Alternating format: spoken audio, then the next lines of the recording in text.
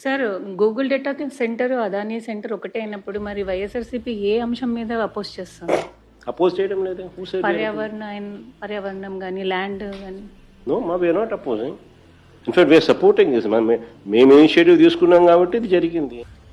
Ultimately at the end of the day రాష్ట్రం అన్నది AI యుగంలో ఉంది. ఏఐ యుగము, క్వాంటమ్ కంప్యూటింగు, ఈ యుగాలు లేకపోతా ఉన్నాం మనం.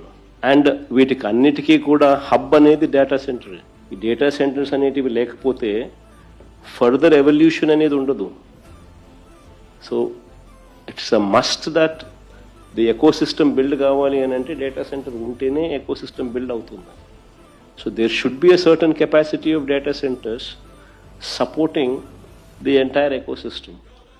Maybe beyond a point, beyond the scale వెళితే నువ్వు చెప్పినట్టు పవర్ రిక్వైర్మెంట్స్ వల్ల అయితేనేమి, ఇంకొకటి అయితేనేమి, వాటర్ గజ్లింగ్ అయితేనేమి, ఇంకొకటి అయితేనేమి నువ్వు చెప్పిన కొన్ని సమస్యలు రావచ్చు.